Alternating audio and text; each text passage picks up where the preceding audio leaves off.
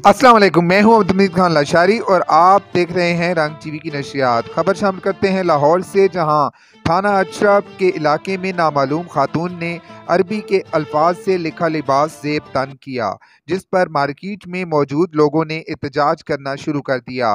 Police की भारी नफरी ने पहुंचकर हालात संभाल लिए और खातून को अपनी हिफाजत में ले लिया।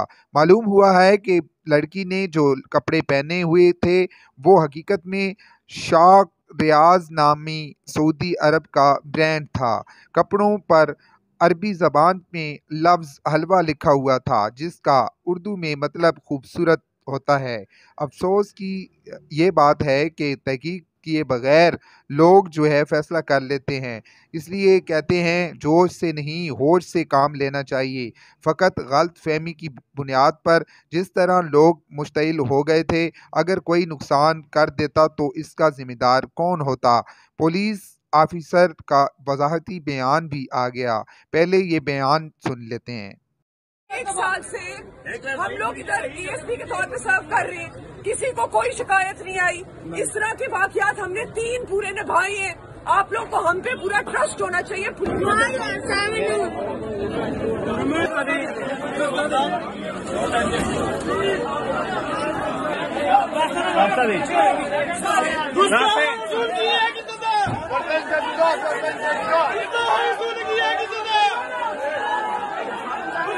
आज जिस वाक़े का हम जिक्र करने जा रहे हैं वो इतना है कि खातून अपने शौहर के साथ इचरा बाजार आई शॉपिंग करने।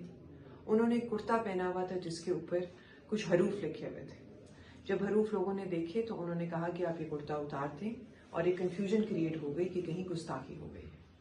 उस चीज़ को जब हमने आगे प्रूव किया तो जो चीज़ सामने आती है, जो हकायक सामने आते हैं, उनके मुतालिक आपको नदीम भी बताएंगे जो मौके पे उस दिन मौजूद थे, उस टाइम पे मौजूद थे। आज 1 बजे के करीब ये वक़ूआ पेश आया और उसके बाद वो खातून भी माजरत करेंगी कि क्या हुआ और क्या उनकी नीयत थी, उसके मुतालिक भी बात करेंगी। जी, ये बेटी से बात हुई थी मेरी और इससे कोई गलती हुई है, लेकिन वो लफाज ठीक थे। वैसे डिजाइनिंग उसकी बनी हुई थी, लेकिन लोगों ने देखा। इस गलत फहमी के वाक़या के बाद खातून ने उम्मत मुसलमान से माफ़ी भी मांग ली। ये भी सुनिए।